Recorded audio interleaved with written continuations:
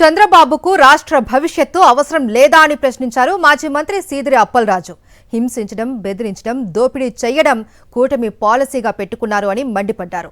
తిరుమల లడ్డూ అంశం డైవర్ట్ చేయడానికే అంబటి రాంబాబు ఇంటిపై దాడికి పాల్పడ్డారు అని ఆగ్రహం వ్యక్తం చేశారు సీదిరి అప్పలరాజు. రాష్ట్ర భవిష్యత్తు అవసరం లేదా చంద్రబాబు గారు? మీకు ఈ రాష్ట్ర ఇమేజ్తో మీకు పని లేదా చంద్రబాబు నాయుడు గారు? మీకు ఇది కేవలం రెండు అంశాలని డైవర్ట్ చేయడం కోసం చంద్రబాబు గారు ఫ్రస్ట్రేషన్ తీసుకున్నటువంటి నిర్ణయం నాకు అనిపించింది.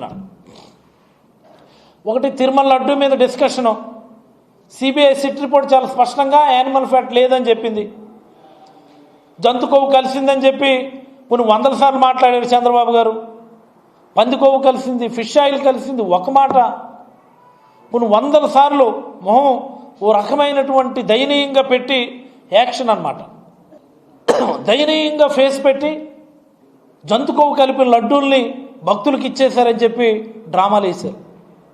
ఇంకొక ఆయనేమో లక్షల లడ్డూలు జంతు కొవ్వు కలిపేసి, అంటే ఏ మాదిరి అంటే జగన్మోహన్ రెడ్డి గారు ఈ చేత్తో ఈ చేత్తో బకెట్, ఈ చేత్తో బకెట్ ఓ పంది కొవ్వు, ఇంకో బకెట్లోనేమో ఫిష్ ఆయిల్ పట్టుకొని వెళ్ళి ఇలాగా మిక్స్ చేసినట్టు బిల్డప్.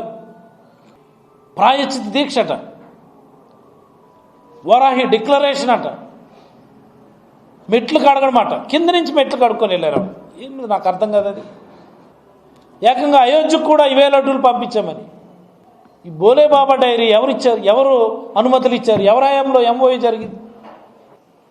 ఇన్ కేస్ ఏదైనా ఆ పర్టికులర్ శాంపిల్లో ఈ సమ్ ట్రేసెస్ ఆఫ్ ఈ పామాయిల్ ఇవే ఉన్నాయన్నారు.